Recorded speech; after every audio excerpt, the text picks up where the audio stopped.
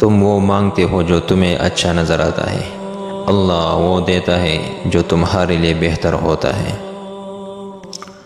ٹھوکر بھی انہی کو لگتی ہے جنہیں رب نے تامنا ہوتا ہے۔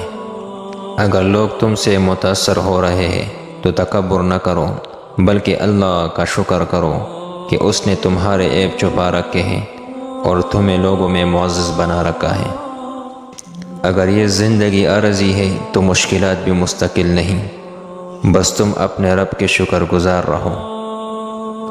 جو لوگ ٹوٹ جاتے ہیں اور اللہ کے آگے روتے ہیں تو اللہ انہیں پھر جوڑتا ہے اور پہلے سے بہتر اور مضبوط بناتا ہے۔ بے شک اللہ بہترین مصور ہے۔ پتہ ہے اللہ کی محبت کیا ہے؟ وہ سارا دن ہمارے گناہ دیکھتا رہتا ہے، ہماری نافرمانیاں دیکھتا رہتا ہے، اور صبح اپنے ہی فرشتوں کے ہاتھوں ہمارا رزق بیچتا ہے۔ رب وہاں سے دروازے کھولتا ہے جہاں سے انسان کو گمان بھی نہیں ہوتا۔ وہ اللہ ہی تو ہے جو دل کی خاموشی کو بھی سمجھ لیتا ہے۔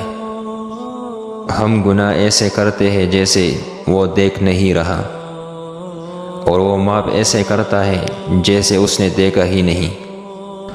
دو طرح کی محبت انسان کو غمگین نہیں کرتی، ایک اللہ تعالیٰ سے اور دوسری اللہ تعالیٰ کے لیے کسی اور سے کی گئی۔ کوئی انسان کتنا بھی گناہگار کیوں نہ ہو، اللہ کبھی بھی اس کے لیے دعا کا وسیلہ، توبہ کا راستہ اور رزق کا دروازہ بند نہیں کرتا۔ جب تم اس کی چاہت کو اپنی چاہت بنا لیتے ہو تو وہ بھی تمہاری چاہت کے لیے کن فرما دیتا ہے۔